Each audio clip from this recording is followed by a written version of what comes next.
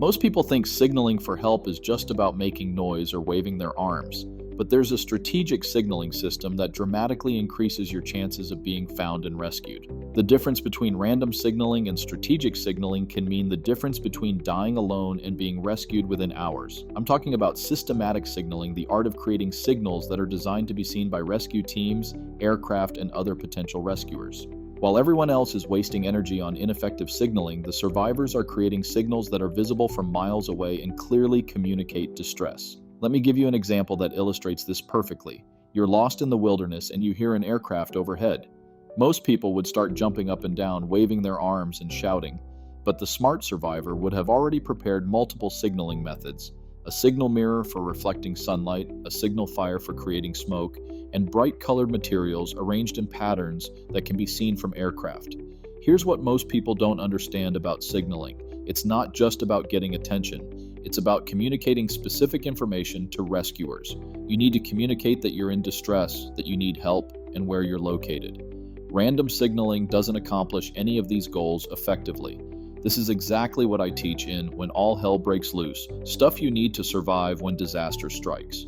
You'll learn how to create multiple types of signals, how to position them for maximum visibility, and how to use international distress signals that are recognized by rescue teams worldwide. But here's where it gets really interesting. Effective signaling requires understanding how rescue operations work. You need to understand how aircraft search patterns work, what signals are most visible from different altitudes, and how to create signals that stand out from the natural background. Think about it this way. Rescue teams are looking for specific types of signals that indicate human distress.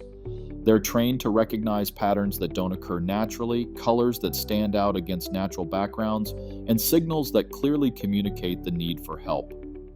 The survivors understand that signaling is about creating contrast.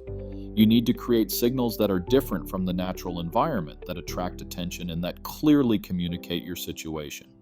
Three fires arranged in a triangle, for example, is an international distress signal that's recognized by rescue teams worldwide. The truth is, most people have never learned how to signal effectively for help. They assume that any signal is better than no signal, but poorly executed signaling can actually waste precious energy and resources while failing to attract rescue attention. Here's what you need to understand about strategic signaling.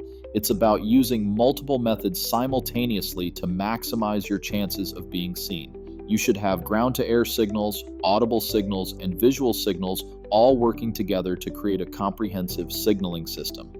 Most survival guides mention signaling briefly, but they don't teach you the complete signaling system you need to guarantee rescue.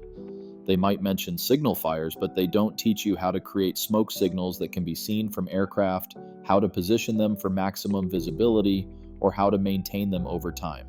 The key is understanding that signaling is about communication, not just attention getting. You need to communicate specific information, that you're in distress, that you need help, how many people are in your group, and what type of help you need. Signal mirrors are particularly effective because they can be seen from incredible distances. A small mirror can create a flash of light that's visible for miles, and when used properly, it can attract attention from aircraft, ships, or ground-based rescuers.